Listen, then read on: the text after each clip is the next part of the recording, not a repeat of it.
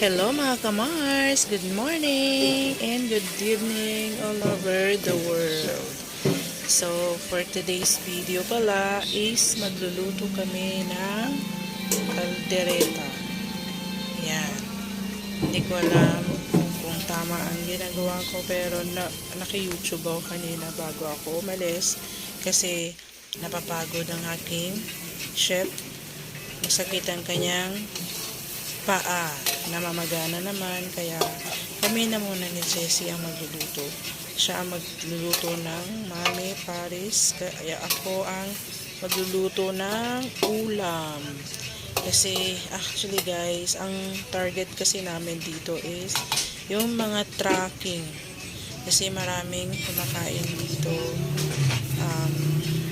mga madaling araw or minsan 4 days pa naman kami dito. So kanina guys, sobrang pagod kasi actually ang daming sunod-sunod silang nag-order sa amin ng dining, nag-take out yung iba, tapos ang aking mister guys, so napagod din siya, nawala ang kanyang sakit sa paa.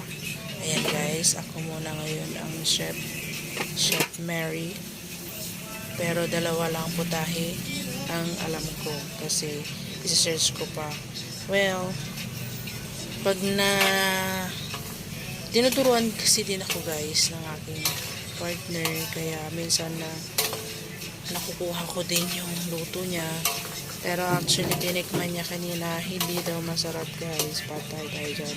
Pero actually ubos guys ang aking niluluto.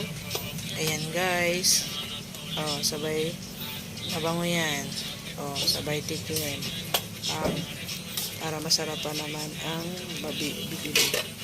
Ayan, diba, takpan mo na madam para maluto. Ayan, no, pagod talaga ako Jace kasi morning pa lang. Ang aga namin nung aking kasama na si Jessie Boy, ang aking tagaluto na chef.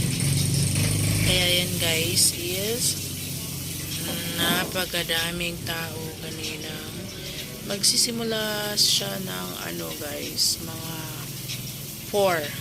Kaya nagdatingan na yun kasi sobrang daming galing ng Cavite, Batangas. Ang tracking kasi dito ang dumadaan talaga sa aming lugar, kaya tinatarget namin sila. Pag nagugutom habang nakapila yung truck nila is syempre bababa sila sa tindahan namin. Kaya yun, sa awa ng Diyos, kaya naman namin ang pagluluto. Akin, taga-serve lang ako. Minsan ako, mister ko pala is siya ng tapsilog kasi hindi ko pa kabisado yung mga ingredients kung paano lulutuin.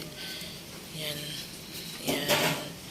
Tapos ang niluluto ko lang kanina is kaldereta, buto-buto ng ba yun? Kaldereta siya na pig. Parang masarap naman siya guys. Ayan. Ang daming bumili kanina ng lomi. Yun ang pinag-aralan ko. Gusto kong pag-aralan yung lomi kasi maraming nag-order kanina. Halos lahat lomi yung in-order namin. Yun, nakabawi naman kami guys. Tonight pala is nakabawi talaga kami. Tapos dumating yung kapatid ko para tulungan ako at kumain na rin kami dito sa tindahan kasi anong oras na rin kami kumain. Pinaalis lang muna namin yung mga customer bago kami kumain. Well, actually, ayan si Jessie Boy kasi umalis siya ng 4, kaya hindi ko nakayanan kanina. Kasi buti na lang dumating yung aking asawa na magluluto. Chef talaga siya guys. Siya talaga nagluluto talaga. Siya maalam ang pagluluto. Yan nga, syempre, ayan ang racket niya. Kaya minsan natutunan ko din yung ibang luto. Kaya yun guys, thanks God na nakaraos din kami today. At sana tuloy-tuloy ang aming panunungkulan dito sa Kubo. Charot. So, 'di ba? Nakakapagod. So, guys, hindi na ako iikot kung ano yung mga video na kukuhanan ko sana ng mga picture yung iba. Pero yung iba lang um, na hindi marami. Kasi bultuhan kami kanina eh. Parang, Diyos ko, hindi na kami makapag-picture bawat grupo sila eh. Isang truck, 4 na tao, 5 tao. Kaya hindi ako nakapag-picture sa kanila guys. Ayan. So steady lang ang ating video ngayon kasi nakakapagod kumuha ng video na lalakad ka tapos magluluto ka. Oh my God, nakakapagod talaga guys, no? Ayan. Sige, hello-helloin mo at nang matapos na iyong pagluluto, madam. Kaya sarapan mo sa susunod para pabalik-balik ang iyong mga customer. O yan, matigas pa ba yan? Okay na? Kaya tumataba ka kasi kain ka ng kain dami. Ayan, diet din kung may time. So guys, ayan pala ayan, lalagyan ko siya ng carrots tsaka patatas. After nyan, lalagyan ko siya ng tomato paste. Hindi ko na siya tinutok sa kawali kasi pag finished product na lang. Kasi nakakatamad na guys. Ano ba? Ganun talaga pag nagluluto ka tapos seryoso kang ano. Yun, ganun talaga ang buhay. Kaya guys, ayan.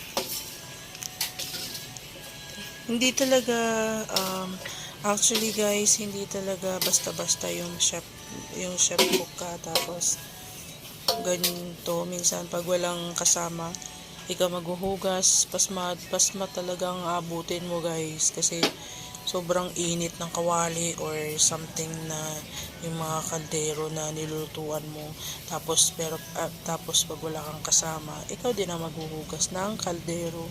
So, yun. Yan, lalagyan ko na siya ng peanut butter. And after that, yung cheese. Kaso, hindi ko nilagyan ng cheese. Nakalimutan ko. Saka na lang yung, naantok pa kasi ako, guys. Nung nagluluto ako niya.